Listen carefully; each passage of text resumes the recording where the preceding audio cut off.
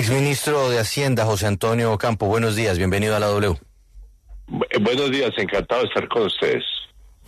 Señor exministro, hace algunos instantes estábamos dialogando con el exvicepresidente Germán Vargas Lleras sobre diversos asuntos, pero el cierre de la conversación terminó versando sobre su escrito el fin de semana y bueno, lo que él le señala como algo de lo que usted no hace ningún comentario a la hora de poner el dedo en la llaga sobre las reformas tributarias que se han tramitado, pero que flaco servicio le han hecho a las finanzas del país.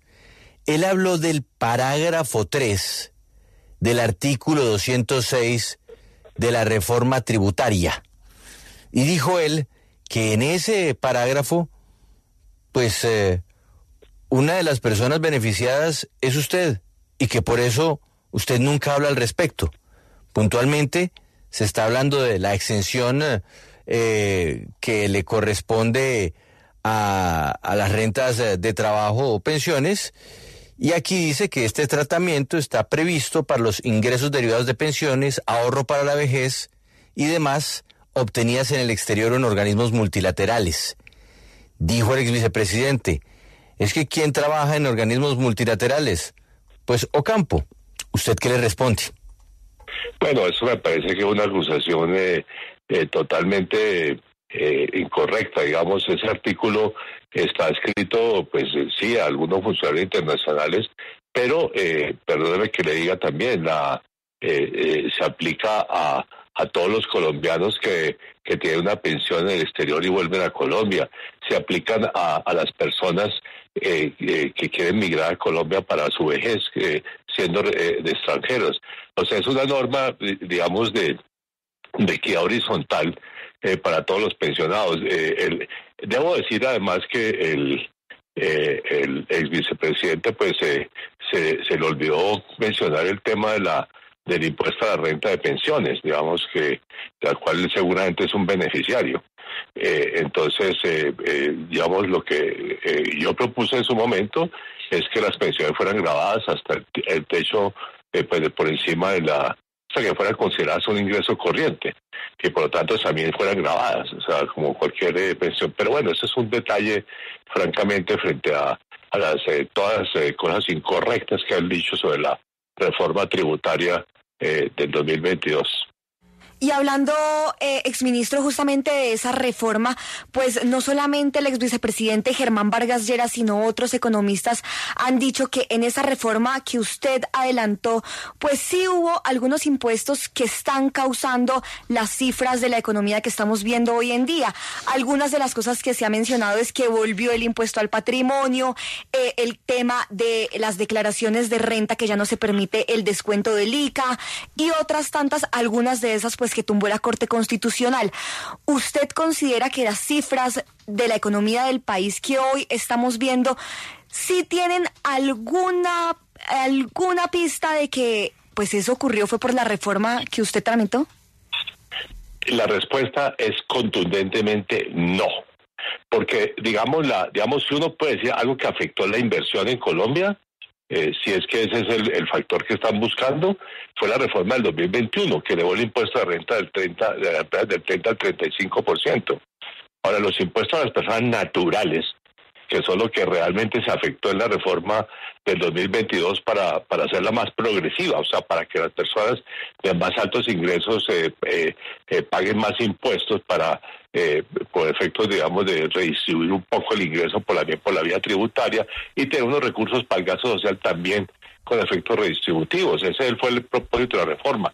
Yo creo, es decir, obviamente, digamos, hubo un aumento de impuestos, pero a personas naturales, no a las empresas. Las empresas, las únicas que tuvieron un aumento temporal, fueron las empresas de petróleo y carbón, que se les puso una sobretasa dependiendo digamos, del precio internacional. O sea, volverían a la tasa normal cuando los precios se normalicen, como ya ha ocurrido con el carbón y posiblemente ocurrirá con el petróleo. Esa fue la única que tenía pues un impacto fuerte, digamos, sobre sobre impuestos a las empresas. Entonces, decir pues que la causa del impuesto digamos de la baja de la inversión o la rejección de la reforma del 2022, pues ignora ese hecho básico, que esa reforma no atacó realmente, salvo el petróleo y el carbón, los impuestos a las empresas, digamos.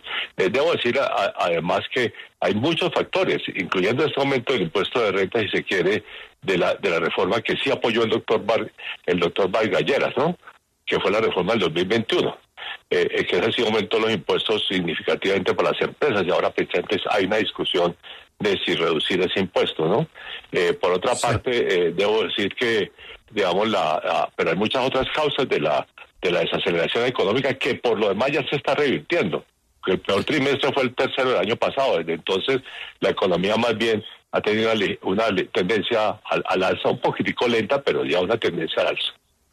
Exministro, ¿usted cree que se necesita otra reforma tributaria en Colombia? Pues yo creo que la posibilidad de que sea aprobada es mínima, y además, digamos, la bajar el impuesto de renta a las empresas del 35 al 30% es una idea que yo no rechazo. De hecho, la discutimos en el 2022 durante la reforma tributaria. ¿Por qué no se apoyó? Finalmente, porque no había forma de compensarla. Entonces yo sí espero que el gobierno, si va a hacer esa propuesta de bajarlo, ese impuesto, diga con qué va a compensar, o sea, qué impuestos va a aumentar para compensar los menores recaudos por el otro lado. Uh-huh. Usted hace unos minutos mencionaba algunos de los impuestos que hubo en 2021 y que continuaron en 2022 con su reforma. Pero mire, aquí uno de los asuntos que mencionó el ex vicepresidente fue el impuesto al patrimonio, justamente porque ahora lo reviven y lo vuelven permanente. Y lo que decía el ex vicepresidente es que muchas personas, pues que obviamente tienen mucho dinero, están trasladando su residencia fiscal a otros países, y que eso es evidente con las cifras. ¿Usted coincide con eso? Pues mire, esa tendencia se ha dado, pero perdón que le diga, desde los gobiernos que él apoyó. O sea, esa tendencia tiene mucho tiempo. Hay muchas personas que, digamos, y por eso de hecho se estableció que el impuesto de renta en Colombia tienen que pagarlo también sobre los ingresos en el exterior, ¿no? Entonces, yo espero pues que los colombianos que están haciendo ese cambiar la residencia fiscal, pues sigan contribuyendo a Colombia, no que la dejen de contribuir a Colombia. Exministro Campo, imposible despedirlo sin preguntarle por la noticia política del día, y tiene que ver con ya la propuesta que se materializa de una Asamblea Nacional Constituyente por la vía de un acuerdo nacional, el anuncio que hizo el nuevo ministro del Interior, Juan Fernando Cristo. ¿Usted está de acuerdo con ese camino que empieza a recorrer el gobierno del presidente Petro? Bueno, yo en su momento estuve en desacuerdo. Sigo estando en desacuerdo, aunque escuché con detenimiento al nuevo ministro del Interior, y creo que es bastante más matizada que la propuesta inicial que había hecho el presidente Petro. Señor exministro José Antonio Campo, muchas gracias por estar con nosotros en la W. Una feliz mañana. Bueno, muchas gracias a ustedes por escuchar.